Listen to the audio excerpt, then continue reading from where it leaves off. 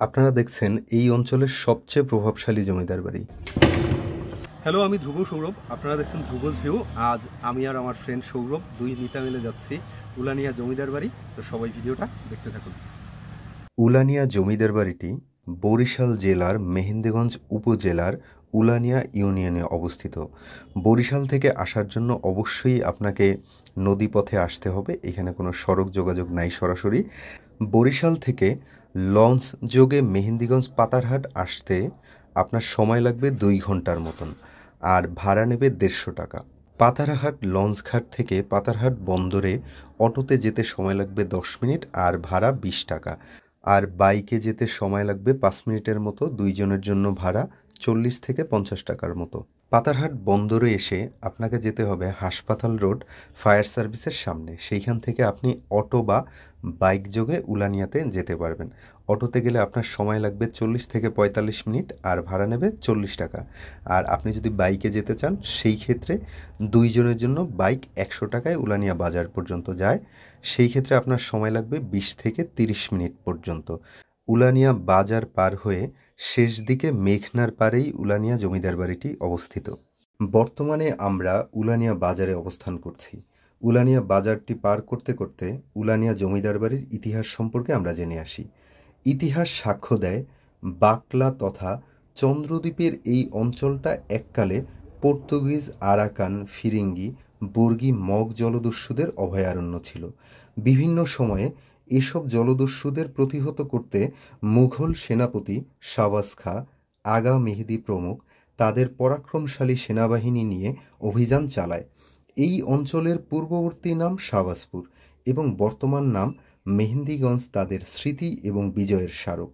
ধারাবাহিকতায় উত্তর শাহবাজপুর তথা আজকের মেহেন্দিগঞ্জ হিজলা অঞ্চলে অবস্থান নেয়া হারমাদ, মগ, বর্গী দস্যুদের বিতাড়িত করতে মুঘলদের স্থাপিত সংগ্রাম কেল্লায় সম্ভবত আগা মেহেদীর সময়ে স্থাপিত বর্তমান ভোলা জেলার অন্তর্গত রামদাসপুর গ্রামে অবস্থিত সংগ্রাম কেল্লাটি 18 শতকের মাঝামাঝি সময়ে নদীগর্ভে বিলীন হয়ে যায়। অবস্থান করেন শায়েস্তা খাঁর বিশ্বস্ত সেনাপতি শেখ মোহাম্মদ হানিফ। তিনি স্থানীয়দের সহযোগিতায় তার সৈনিকদের নিয়ে হারমাদ, মগ, বর্গীদের আক্রমণ করেন। পরপর আক্রমণে এসব দস্যুরা চিরতরে নিস্তেজ হয়ে যায়। বীরত্বের পুরস্কার স্বরূপ শায়েস্তা খাঁ শেখ মুহাম্মদ হানিফকে সংগ্রাম কেল্লা এবং কেল্লা অঞ্চলের সুবেদার নিয়োগ করেন। শেখ হানিফ সংগ্রাম কেল্লা থেকে একটু দূরে সরে কালীগঞ্জের কাছাকাছি উলুবনে আবাদ করে বসতি স্থাপন করে। এই উলুবনেই পরবর্তীতে উলানিয়া নামে প্রসিদ্ধ হয়। বসতির চৌদিকে নলের হাউলি বা নলের প্রাচীর দিয়ে বাউন্ডারি দেয়া হয়। ফলত এখনও উলানিয়া জমিদারের নলের হাউলি কথাটা লোককথায় প্রচলিত আছে। অবশেষে আমরা জমিদার বাড়িতে চলে আসলাম। সামনেই দেখতে পাচ্ছেন জমিদার বাড়ির যে ঈদগাহ মাঠ আছে সেই মাঠ, আর ডান দিকে মেঘনার পাড়ে জমিদার বাড়িরই বিশাল যেই দিঘি আছে সেই দিঘি। বাম দিকে আপনারা দেখতে পাচ্ছেন কবরস্থান। এই কবরস্থানটা তাদের পারিবারিক কবরস্থান। আমরা চেষ্টা করব জমিদার বাড়ির দৃশ্যমান যতটুকু অংশ আছে সবটুকু অংশই দেখাতে। তো এখন আমরা ভিতরের দিকে যাচ্ছি। এইটা ঈদগাহ মাঠের আরেকটা গেট। এটা হচ্ছে জমিদার বাড়ির ভিতর দিক থেকে আসার সময় এই গেটটা পড়ে। তো সামনেই আপনারা মসজিদ দেখতে পাচ্ছেন জমিদার বাড়ির। শেখ মোহাম্মদ হানিফের এই বসতি থেকে একটু সামনে সরে তার পরবর্তী প্রজন্ম তাজমহল সদৃশ মসজিদ স্থাপন করেন, যা তার পরের প্রজন্মে বারান্দা এবং পুকুরের একপার জোড়া ঘাটলা ইত্যাদি নির্মাণে আরও নান্দনিক হয়ে ওঠে। রঙিন ও সাদা কারুকাজের 3 গম্বুজ বেষ্টিত মসজিদ অনেকটা আগ্রার তাজমহলের আদলে নির্মিত। দেয়ালে টেরাকাটা নকশা, বারান্দায় দৃষ্টিনন্দন গ্রিল, সামনের পুকুরের পারজোড়া শান বাঁধানো ঘাট যে কারোই দৃষ্টি আকর্ষণ করবে। মানে 2023 সালে যে সংস্কারটা হয়েছে, এই মসজিদের পুরাতন যে রূপটা ওইটা ফিরিয়ে আনার অনেক চেষ্টা করা হয়েছে। আর এইখানের যেই নিচের যেই পাথরগুলো আছে, মার্বেল পাথর, এখান দিয়ে দেখবেন সংস্কারের কারণে এগুলা উপরে রং করছে। আচ্ছা, একটার সাথে আরেকটা যে ফিনিশিং থাকে অসাধারণ। আচ্ছা আচ্ছা, এটা একটা না নাকি ফিনিশিং করা হয়েছে? হ্যাঁ, এগুলো কিন্তু আলাদা আলাদা, কিন্তু ফিনিশিংটা অনেক সুন্দর। আচ্ছা আচ্ছা, আপনারা এখন মসজিদের ভিতর দিয়ে উপরের অংশটি দেখতে পাচ্ছেন, খুবই চমৎকার দেখতে। আমি এবার মসজিদের পাশের সিঁড়ি দিয়ে উপরে উঠে যে গম্বুজগুলো আছে সেই গম্বুজগুলো দেখানোর চেষ্টা করব। সিঁড়িটা বেশ খাড়া। তো এই যে আপনারা মসজিদের উপরের যেই 3টা গম্বুজ আছে সেগুলো দেখতে পাচ্ছেন। যদি উপরে ওঠা যেত তাহলে আরও ভালো দেখা যেত, কিন্তু এইখানে সিঁড়িটা খুবই সরু, যার জন্য আমি আর উপরে ওঠার রিস্ক নেই। এই দিকে আবার প্রচুর গরম, যাতে করে খালি পায়ে দাঁড়ানো যাচ্ছিল না খুব একটা। মসজিদের পাশেই রয়েছে ইমাম সাহেবের থাকার স্থান। এখানে এখনও সংরক্ষিত আছে উটের চামড়ার নাগরা। এই নাগরা বাজালে মোটামুটি 3-4 কিলোমিটার পর্যন্ত মানুষ এই নাগরার শব্দ শুনতে পেত। এটা কি কাজে ব্যবহার করা হতো মূলত? মসজিদে আপনার সেহেরির সময় আমরা মাইকে আওয়াজ করি না, সেহেরির সময় এটাকে বাজানো। মানে যত দূরত্বের মানুষ আছে এইটার আওয়াজ শুনতে আসে। এটার উপরে ও আচ্ছা আচ্ছা, এই মসজিদের উপরে থাকতো, এই জিনিসটার উপরে রাখতো, এই সামনে এটার আওয়াজ শুনতে মানুষ মানে বুঝতো যে নামাজের সময় হয়েছে। মসজিদের পাশ দিয়ে এখন আমরা মূল জমিদার বাড়ির ভিতরে প্রবেশ করতে আছি। আচ্ছা, এই যে এইখানে যে কবরস্থান দেখা যাচ্ছে এইগুলা কাদের? এগুলো জমিদারদের একদম পূর্বপুরুষ যারা, জমিদারদের পূর্বপুরুষ প্রাচীন যারা আর কি। আচ্ছা আচ্ছা, মসজিদের পিছনেই আপনারা দেখতে পাচ্ছেন জমিদারদের সময়ের কিছু কবরস্থান। আমরা আবার মূল জমিদার বাড়ির দিকে রওনা করলাম। সামনেই আপনারা যে ভবনটি দেখতে পাচ্ছেন এটি ছিল জমিদারদের সময়ের অতিথিশালা। বর্তমানে এটি সাব পোস্ট অফিস হিসেবে ব্যবহৃত হচ্ছে। অতিথিশালার সামনের সাদা যে ভবনটি দেখতে পাচ্ছেন টিনের চালের, এটি তখন অতিথিদের জন্য খাবার ঘর হিসেবে ব্যবহার করা হতো। বর্তমানে এটি মাদ্রাসা হিসেবে ব্যবহৃত হচ্ছে। অতিথিশালার বাম পাশেই রয়েছে 3 রাজার কবরস্থান। আমরা এখন সেই দিকে যাচ্ছি। এইখানে হচ্ছে মায়া রাজা, কালা রাজা, হাসান রাজা, মূলত এই 3জন এই জমিদার বাড়িটার গোড়াপত্তন করেছিল। আচ্ছা আচ্ছা, অতিথিদের খাবার ঘরের পাশেই রয়েছে ইউনিয়ন স্বাস্থ্য কেন্দ্র। এখানে পুরনো একটি ভবন ছিল, সেইটা ভেঙে এই ভবনটা করা হয়েছে। আমরা মূল জমিদার বাড়ির সামনে চলে আসছি। সামনে আপনারা দেখতে পাচ্ছেন দোতলা একটি ভবন। এই ভবনের নিচ দিয়ে রয়েছে জমিদার বাড়িতে ঢোকার প্রবেশদ্বার। দেখতে পাচ্ছেন একটু বাঁকানো। এটা হওয়ার কারণ মনে হচ্ছে যাতে করে শত্রুর আক্রমণ সরাসরি এই জমিদার বাড়ির মধ্যে করতে না পারে, যার জন্য এই প্রবেশদ্বারগুলো একটু বাঁকানো অবস্থায় থাকে। এই সিঁড়িটা 2013-14 সালের দিকে ভাঙা পড়ে গেছে। ও আচ্ছা, এই যে আমরা একটু এটা যাইতে হবে কোন দিক থেকে? ওই আছে এখন। আচ্ছা, বর্তমানে আটকানো, মানে ওই যে যেই অংশগুলো খোদাই আপনারা দেখতেছেন ওই জায়গা দিয়ে পাশে একটা সিঁড়ি ছিল, সেটা দিয়ে এটার উপরে উঠা যেত নাকি? অবশেষে আমরা জমিদার বাড়ির মূল ভবনটি দেখতে পাচ্ছি। এই যে সামনেই সাদা যে ভবনটি আপনারা দেখতে পাচ্ছেন, এটি হলো মূল জমিদার বাড়ির ভবন। সামনে একটা নোটিশ বোর্ড দেওয়া আছে, এইখানে লেখা আছে যদি কেউ এই ভবনটিতে কোনো রকম দাগ দেওয়া বা কোনো ক্ষতি সাধন করে তাহলে 1 বছর পর্যন্ত জেল অথবা জরিমানা অথবা উভয় দণ্ডে দণ্ডিত করা হইতে পারে। বর্তমানে এই ভবনটি প্রত্নতত্ত্ব অধিদপ্তরের আন্ডারে রয়েছে। বরিশালের এই অঞ্চলের 360 ঘর জমিদারের মধ্যে শেষ পর্যন্ত সবচেয়ে প্রভাবশালী ছিল এই জমিদারেরা। ভবনের সামনের অংশে আপনারা সুন্দর যে দরজাগুলো দেখতে পাচ্ছেন, এগুলো লোহা কাঠের এবং মোগলাই ধাঁচের নকশা করা। এই ভবনের দেয়াল 2 ফুট পুরো চ্যাপ্টা ইটের চুনসুরকি দিয়ে তৈরি। ভিতরে কি কারেন্টের কোনো ব্যবস্থা আছে? এই নিচটা কি সংস্কার করা হয়েছে? হ্যাঁ, সম্পূর্ণ সংস্কার হয়েছে। এগুলা সম্পূর্ণ ভাঙাচোরা ছিল, গর্ত ছিল, অনেক কিছু ছিল। আচ্ছা আচ্ছা, তার মানে এইখানে এখন কোনো রিস্ক নেই নাকি? না, এখন রিস্ক নেই। আর একটা নিচে নামার একটা সিঁড়ি ছিল, এখন দেখি এটা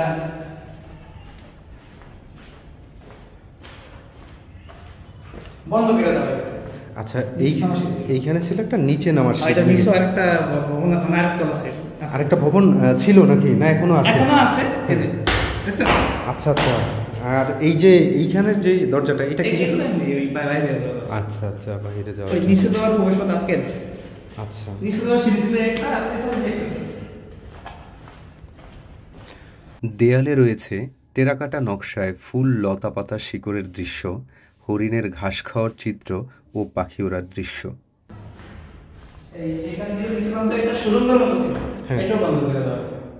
আচ্ছা আচ্ছা, এইখানেও একটা ছিল, এটা এই ছিদ্রও ছিল নাকি? গর্ত? আচ্ছা আচ্ছা, এখান থেকে নিচে নামার একটা গর্ত ছিল, এই যে আপনারা দেখতেই পাচ্ছেন, সেটা বন্ধ করে দেওয়া হয়েছে দুর্ঘটনা এড়ানোর জন্য। হ্যাঁ, এইটা সুন্দর কথা বলছে। আমরা দোতলায় এটা দিয়ে উঠবো নাকি ভাই? টর্চ আছে, একটু টর্চ জ্বালাবেন? ফোনে ফ্ল্যাশ আছে না? আচ্ছা, এখন আমরা হচ্ছে এটা আমরা কি বলবো, দোতলায় উঠতে আছি না ছাদে? দোতলায়। আচ্ছা, আমরা এখন বর্তমানে দোতলা যেতে আছি। ভাই টর্চটা একটু ধরিয়েন, কারণ সিঁড়ি খুবই চিকন, হ্যাঁ চিকন সিঁড়ি। আমরা এখন বর্তমানে এই দোতলাতে আছি। এইটা হচ্ছে যে সংস্কারের আগে। আচ্ছা, এখন এই যে সাদা যে চুনা করা, এটার উপরে কালার করবে না? না এইটাই ফাইনাল? মানে এটা প্রাচীন কালার ঠিক সেম এরকমই ছিল। ও আচ্ছা, প্রাচীন রূপটাই ফুটিয়ে তোলার জন্য সংস্কার হয়েছে। তার মানে এই আগে হচ্ছে এই সাদা কালারটাই ছিল। এই ভবনের প্রথম তলা ও দ্বিতীয় তলাতে একই মাপের 3টি করে কামরা রয়েছে। আচ্ছা, এইটা হচ্ছে দ্বিতীয় তলার যে বারান্দা আছে জমিদার বাড়ির। তাহলে আমরা এখন ছাদে যাওয়া যাবে না? আপনারা সিঁড়িগুলো দেখতে পাচ্ছেন, খুবই চিকন সরু, আর এখানে উঠতে হলে খুবই সাবধানে উঠতে হয়, কারণ হচ্ছে এটা অনেক পুরনো সিঁড়ি। আচ্ছা ভাই, এই যে আগে যে সময় মানুষ উঠতো কিভাবে ইজিলি? আমার তো মানে ভয় করতে আছে এরকম একটা অবস্থা, খুবই প্রচণ্ড খাড়া। এই যে আপনারা দেখতে পাচ্ছেন, মনে হচ্ছে যে একদম সোজা সিঁড়ি। তো আমরা এখন এই জমিদার বাড়ির যেই ছাদ আছে সেই ছাদে আছি। এই যে এই জায়গায় দুইটা যে বসার জায়গা, এই দুইটা কিসের ভাই? আমার সঠিক ধারণা নাই, আমি তো জানার চেষ্টা করছিলাম। হ্যাঁ হ্যাঁ, কেউ এই সঠিক তথ্য দিতে পারে না।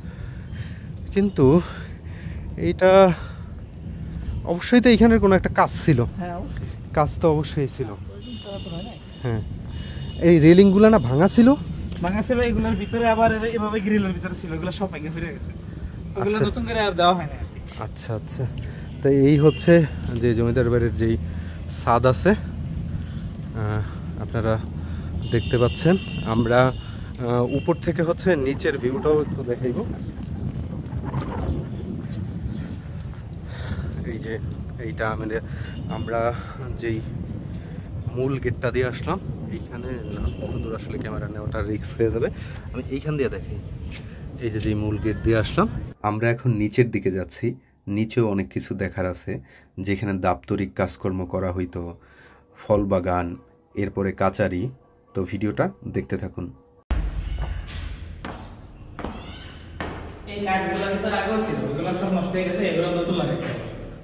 এইগুলা হয়েছে নতুন লাগাইছে নাকি? ও এরকম মডেল ছিল, তার মানে প্রথমত অধিদপ্তর তারা হচ্ছে আগের যে মডেলটা ছিল সেই মডেলটা হ্যাঁ আনার চেষ্টা করছে। আচ্ছা, এই যে এইগুলার কাজ কি?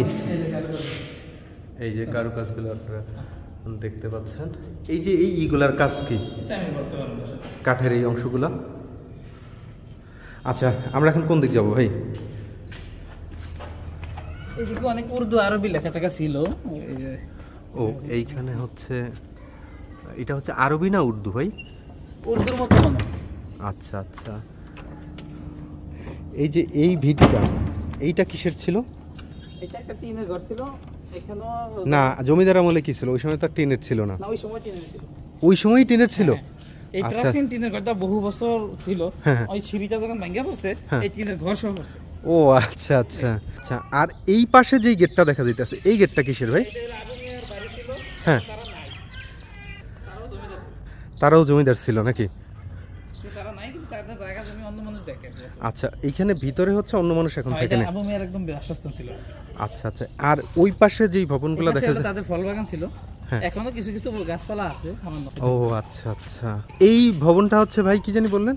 এখানে লেখালেখি হইতো, দাপ্তরিক দাপ্তরিক কাজে ব্যবহার হইতো। আচ্ছা আচ্ছা, দাপ্তরিক কাজ। আমি একটু ভিতরটা দেখাই যতটুকু। ঢোকা যাবে? হ্যাঁ অবশ্যই। রিস্ক আছে কোনো? কোনো রিস্ক নেই। আচ্ছা আচ্ছা। যেটা কুকুর খায় তা আমরা চিনি। আচ্ছা আচ্ছা, উপরে দেখতে পাচ্ছেন এটা ছাদের বর্তমান অবস্থা। এখানে দাপ্তরিক কাজকর্ম সম্পাদন করা হইতো। আর এটা ফল বাগান বাগান ছিল জমিদারদের। এইটা হচ্ছে ফল বাগান ছিল নাকি? আর এখন কিছু কিছু গাছ হয়। এটা হচ্ছে আনারস নাকি? হ্যাঁ। এখন বর্তমানে খাওয়ার মতন কোনো ফল আছে? এই মুহূর্তে খাওয়ার মতো কিছু নাই। আচ্ছা আচ্ছা। এই সামনে আম হইতাছে, সালতা হইতাছে। এই যে এই গাছগুলা, এই যে এই আম গাছটা কি মানে ওই সময়ের না? আচ্ছা আচ্ছা, এই যে আপনারা যেই আম গাছটা দেখতে পাচ্ছেন, এই গাছের আম ওই সময়ের যারা জমিদার ছিল তারা কি খাইছে ভাই? অবশ্যই খাইছে। আচ্ছা আচ্ছা, হ্যাঁ অনেক পুরনো, যেহেতু গাছের সাইজ দেখে বোঝা যাচ্ছে। আর এই পাশটায় যেই পুকুর, হ্যাঁ আচ্ছা, তাদের কিন্তু ওই সময় কি এই পুকুরটা ছিল? হ্যাঁ ছিল আগে। আচ্ছা, এই যে পুকুরটা দেখতে পাচ্ছেন, এটার অপর সাইডে হচ্ছে মেঘনা নাকি? কামরাঙ্গা গাছটা মরে গেছে সম্ভবত, প্রচুর কামরাঙ্গা হয়েছে। আচ্ছা, এইটা হচ্ছে, এটা কি গাছ? এটা হচ্ছে আতাফল। আতাফল কি পাকছে? মিনিমাম 200 আছে এই এরিয়ার মধ্যে। এই এরিয়ার মধ্যে 200 এখনো আছে? হ্যাঁ এখনো 200 আছে। পাকা আছে আতাফল? পাকা আছে কিনা এত দেখি না। আচ্ছা, এই যে আপনার আম গাছটা দেখতে পাইতেছেন, এই গাছটা যারা জমিদার ছিল তাদের সময়েরই কিন্তু গাছটা আপনারা দেখতে পাচ্ছেন অনেক অল্প কিছুদিন আগেও ছিল, এখন মরে গেছে। ওই যে মোটা যেই গাছটা নাকি? আচ্ছা আচ্ছা, ঠিক আছে। আমরা মানে মূল কথা হলো এই উলানিয়া ইউনিয়নটাই তাদের ছিল। আচ্ছা, এটা আমাদের বাপদাদারা তাদের কাছ থেকে জমি কিনা বাড়ি করছে। আচ্ছা, এই বাজারে যত দোকান দেখেন সব তাদের। আয়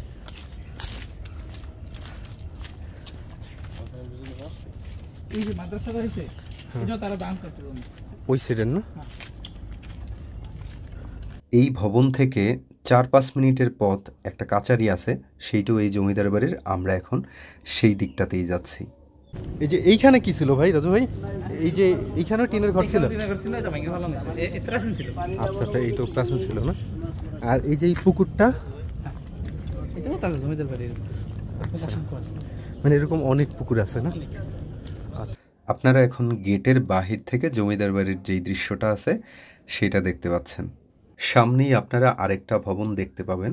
এই ভবনটাও জমিদারদের সময়েরই ছিল। ভবনটা বেশ জরাজীর্ণ অবস্থায় দেখা যাচ্ছে। তো এখন আবার আমরা ওই কাচারের দিকে হাঁটা শুরু করি। বেশ অনেক পুকুর দেখা যাইতে আছে। এই পুকুর নিয়ে অনেক কল্প কাহিনী আছে। এটা আমাদের নামলে ভূতে দ্বারা, জিনে দ্বারা, এরকম অনেক কাহিনী আছে। তাই? এরকম রিসেন্ট কোনো ঘটনা ঘটছে? আমি রিসেন্ট দেখিনি আর কি। আচ্ছা আচ্ছা, পুকুরে কি কেউ আছে ভাই? ক্যামেরা নিয়ে আসা যাবে? কেউ নাই। আচ্ছা, সেইটাই। এটা হচ্ছে পুরনো একটা ঘাট জমিদার বাড়ির। তো আমরা সামনের দিকে যাই। বর্তমানে আমরা উলানিয়া জমিদার বাড়ির কাচারিতে আছি। তো এই কাচারিটা আমি একটু টোটালটা ঘুরে দেখাই। এইটা মেবি বাজারের এই পাশ দিয়ে আসা যায়? এটা বাজারের পশ্চিম সাইড। আচ্ছা, এটা হচ্ছে বাজারের। এই যে বাজার। আচ্ছা, এই হচ্ছে বাজার। এই বাজারের পশ্চিম সাইডে হচ্ছে এইটা। তো এটার ভিতরে কি ঢোকা যায়? হ্যাঁ অবশ্যই ঢোকা যায়। আচ্ছা, এই যেই কাচারি, এইটাও কি হচ্ছে ওই সরকার নিয়ে নিছে? এটা সরকার নেয় না। হ্যাঁ, তো ওই পাশের যেটা আছে সেটা নিয়ে নিছে নাকি? আচ্ছা আচ্ছা, ঠিক আছে। আমি একটু আপনাদের দেখে, ভিতরে কি মানুষ থাকে নাকি? হ্যাঁ ওটা যায়। আচ্ছা আচ্ছা, সরি একটু ডিস্টার্ব করলাম। এই হচ্ছে আমরা এই কাছারিটার দোতলায় উঠতে আছি।